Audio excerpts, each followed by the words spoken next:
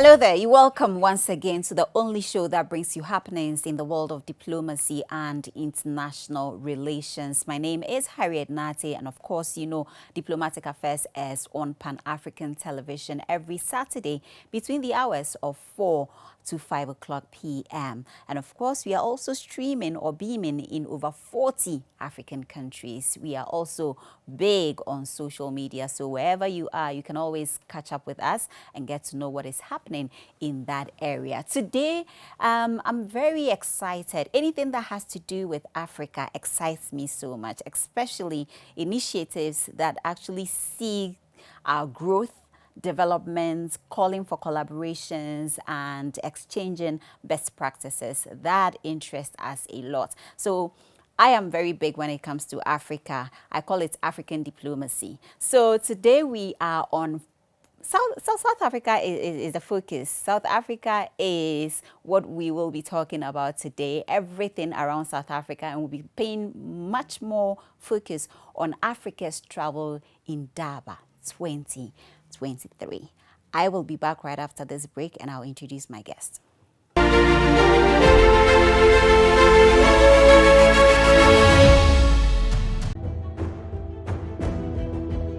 In previous seasons, you saw this.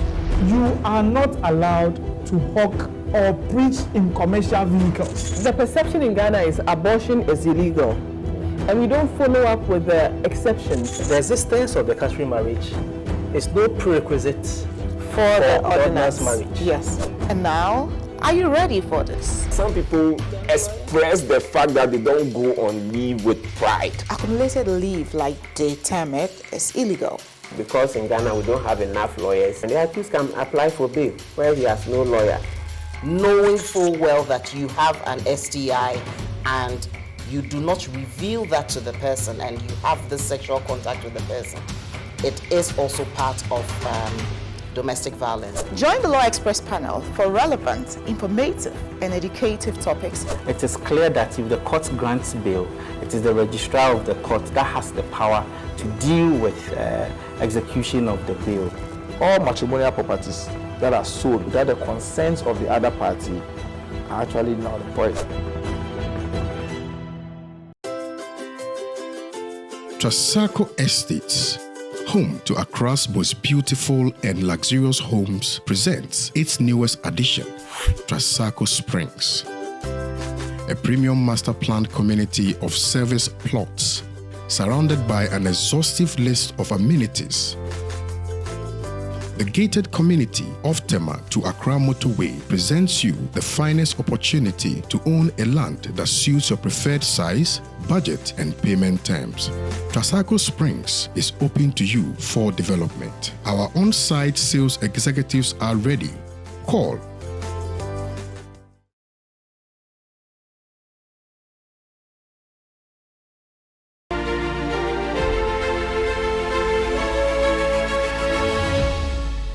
Welcome back from that break. It's still your #1 show when it comes to diplomacy and international relations. Today we are focusing on African diplomacy, and like I said, we are actually zooming into South Africa-Ghana relations, bilateral relations between these two countries, and of course to the extent where we even look at the interest of the entire continent, Africa. South Africa is leading when it comes to tourism on the back of the Africa's Travel in Indaba initiative, which happens every year. I understand this program has been rolling for the past 40 years. It continues to get bigger and even better. With me on the show to help us understand what Africa's Travel in Indaba seeks to achieve for South Africa and the entire African continent is the Director General of the National Department of Tourism, South Africa, joining me on the show. Thank you so much once again, sir, for making time for us. How are you? I am Rejuvenated. I like that. I like that. We just came out of Indaba. It was very hectic. It was fantastic. Fantastic. I like that. Briefly, let's talk about your office. Let's acquaint ourselves with your office, the National Department of Tourism, South Africa. I understand you work closely with the Tourism Ministry as well. Tell us exactly what your mandates are. The structure is you've got the minister, you've got the department, and the department has got entities. So amongst those entities is South African Tourism, which deals with the marketing. And on the other side, then you've got the Tourism Grading Council of South Africa. Most people think it's actually an entity under South African Tourism. That's what I thought too. Yeah, no, it's housed there for administrative purposes so that we don't actually just incur all these overheads unnecessarily. So it uses the same admin platform as South African Tourism, but it is actually legally a fully fledged entity on its own, which can actually make its own decisions and so on. And that helps us with the system of classification of products, but also making sure that the quality is something to write home about. Of course, people say, well, in the era of social media and all these platforms that are very active in terms of consumer feedback and so on, do you still need that? But at the end of the day, this is something that comes with a stamp from government to say it really has actually gone through this particular process. It is a legitimate product in the first instance, and it actually will give you what it says it will give. So that we still need. What do? We develop the destination. So you can come into the destination because we've given you a very good message, but upon arrival here, if you realize that we actually sold you a dummy, you are actually going to use word of mouth to say, don't try it. But we then make sure that when you get here, we surpass what we have actually told you. And you realize that indeed this is what it is supposed to be, or it's even surpassing your expectations of what the destination would offer. So we make sure that all these big attractions are intact. We had to go through that particular process after COVID, because when you've got idling properties, you need to make sure that those properties at the end of the day are rejuvenated and so on. Whilst the private sector will actually be dealing with its own properties, there's a lot of attractions that are the basis of what we call Destination South Africa in the end. Right, Destination South Africa in the end. I was privileged to be at the opening ceremony where the South African Tourism Minister echoed the need for collaboration, partnership, best practices within the African continent. I also heard that this is part of the strategy recovery plan. Let's talk about Africa's Travel Indaba 2023 this year, because I understand it's been ongoing for the past 40 years or 4 decades. Now, the conversations amongst the ministers that were there, and we had about 12 ministers, the conversations are about how do we get Africa connected. The conversations are also about how do we, particularly in the regional context, how do we put brand Africa out there in the market in the manner that we know it, we understand it, but in the manner that we would also want it to be experienced. How do we ensure that we do not sell our visitors from outside the continent what they probably would want to sell to us when we go to their places, but sell what we are, and authentically so. And in doing that, there will be a whole lot of collaborations that are absolutely necessary. We are happy that in that process, the African Union Commission is taking the lead in terms of making sure that there is a body that would be dealing with this particular aspect within the African Union Commission. We sponsored some framework that would assist in terms of getting that going.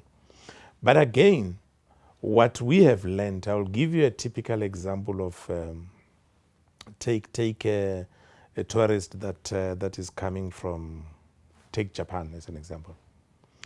They want to come here to this city in Pretoria to see these trees down the road, jacaranda trees. They love them.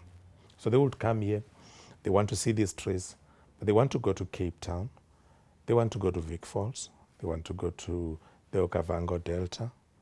Now, those packages from a private sector point of view exist. They are already being sold. But the question mark is, as you buy these, are the necessary connectivity issues sorted? Are the necessary visa-related issues sorted? So part of what we're very excited about, there's now a lot of inter-country benchmarking with regards to visas. So you would find a country like the Kingdom of Eswatini next door, the Republic of Mozambique next door, clearly indicating that they have decided that where South Africa has a visa waiver, they will also consider that visa waiver, because there is an exchange of information between us, and they would trust the risk assessment that we would have actually done to arrive at that. And then that makes for a seamless travel experience for that particular tourist. And they gave us one example where one tourist in a group of about 30 or so who were coming from the province of KwaZulu-Natal, that's where the Indaba was. They wanted to go to the Kingdom of Eswatini, but there was one tourist in that bus who unfortunately comes from a country that the Kingdom of Eswatini does not have a waiver requirement and so on, arrangement with them. Now, that meant that this person would have to travel back to the consulate and get assistance with getting, and as such, that trip didn't take place. So those are some of the things that are necessary in terms of that interconnectivity.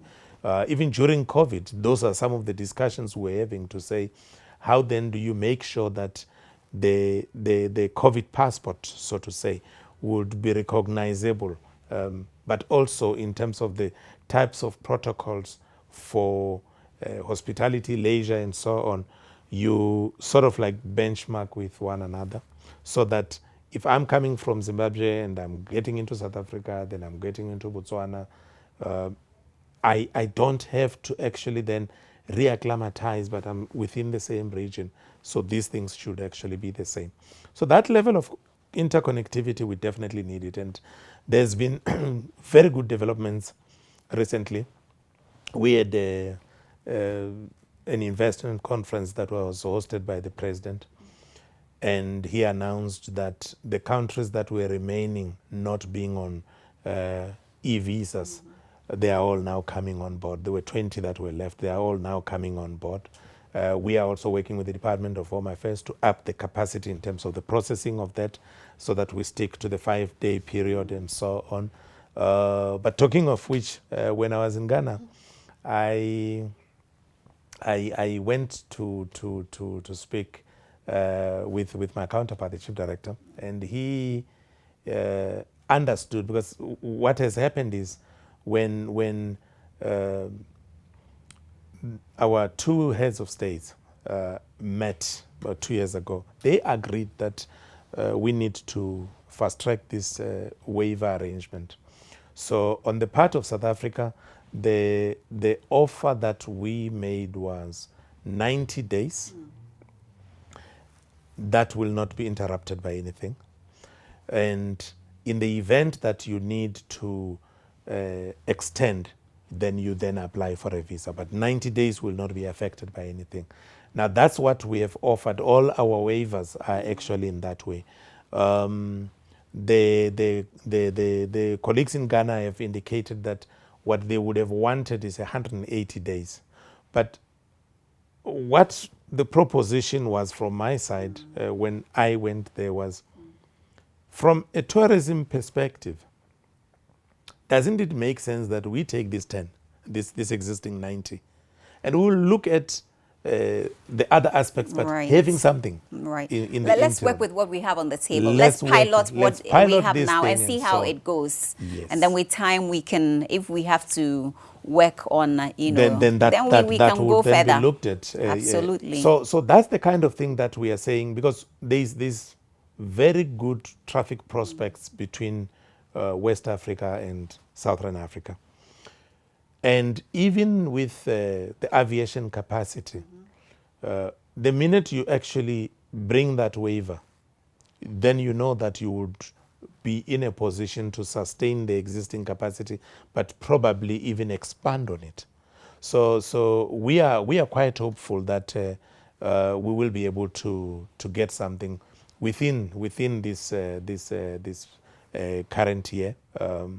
There is a binational. The presidents will be meeting at a later stage during the year, and I'm sure by that time we should actually be able to report to them that this thing is done and dusted.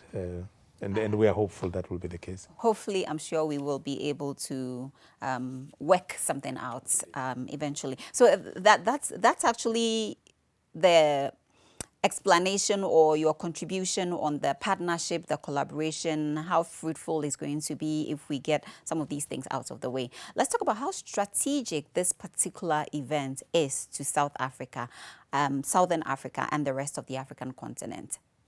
First and foremost, it is very strategic for the continent. For the continent. I'll come back to South Africa.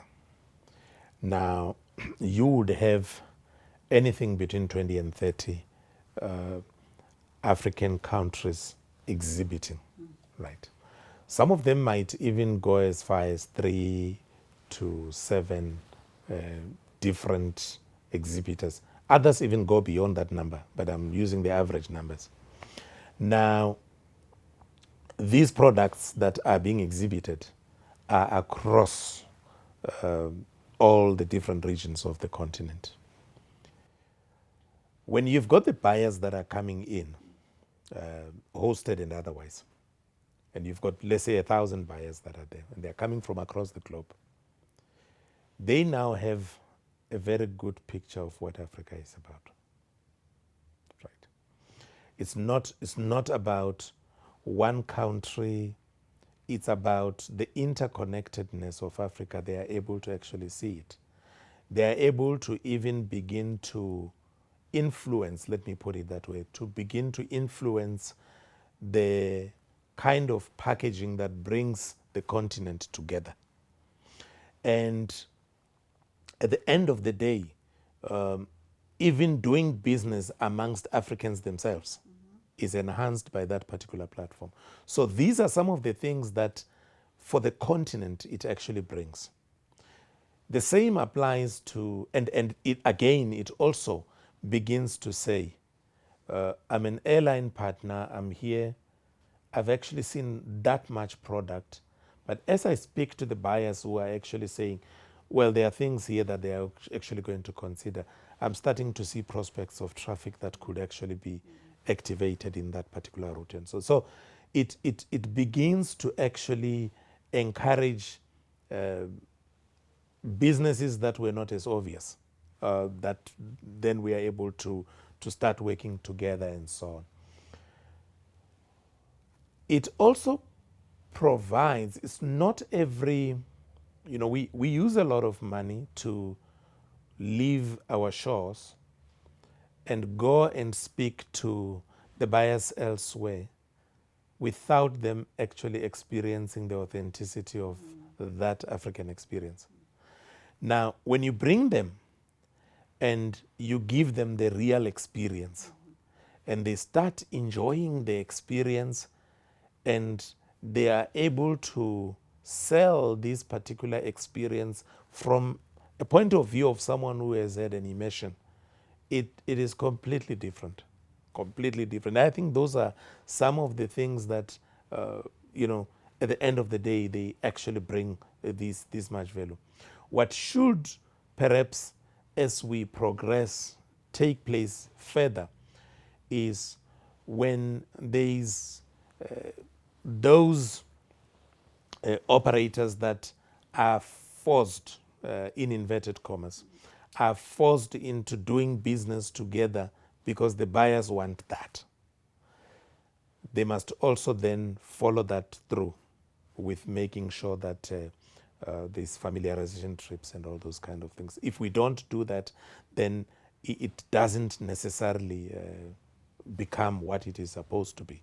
And there was a lot of sampling. I mean, I went to Zambia night,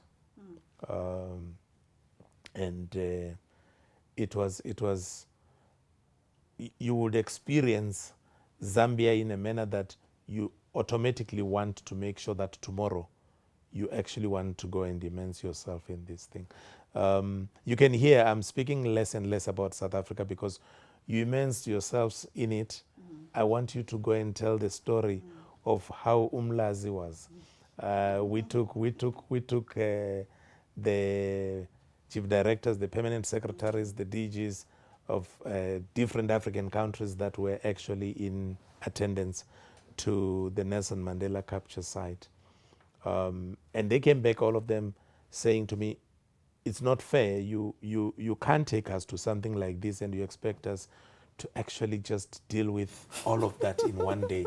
We want to go back again. And so I said, it's fine. Let's arrange it. We'll take it back. And so, but just if you were to just look at the within a very short radius, you would find the place where Nelson Mandela addressed his last meeting before going to jail, right? You would find the place where he got captured. You would find a place where Mahatma Gandhi was thrown out of the train. You would find his actual house, which is now a museum. I can go on.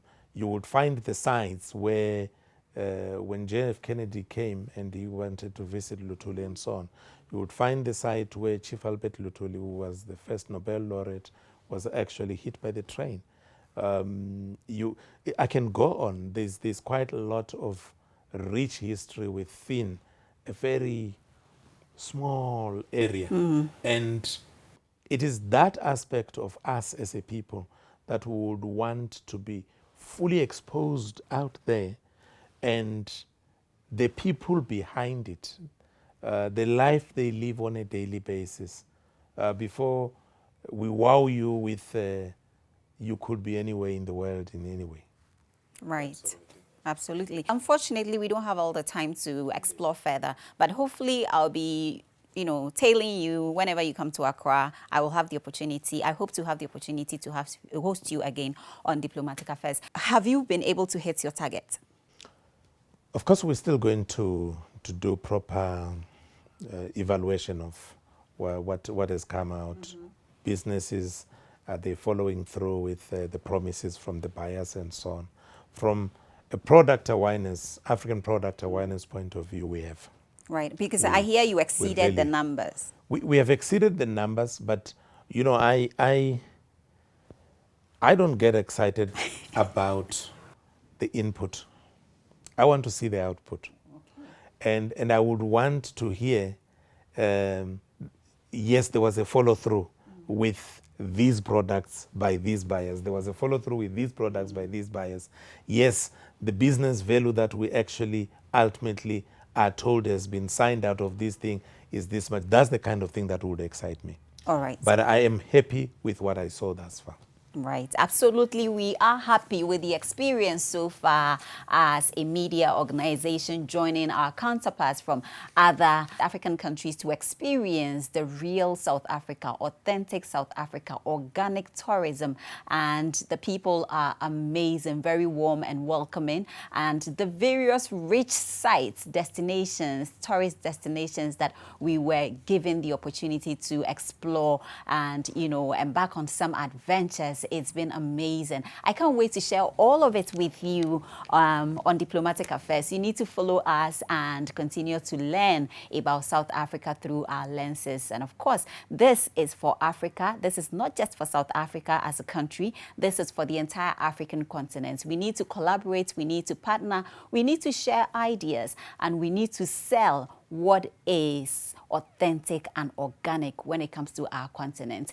Director General, thank you so much for your time. Thank you very much. And I look forward to hosting you once again on the show for us to delve you. deeper into issues around this particular topic. Thank you. I look forward to that. Thank you so much. Right, so thank you so much once again. Enjoy the rest of our programs and follow us on our social media platforms, DATV Ghana, always.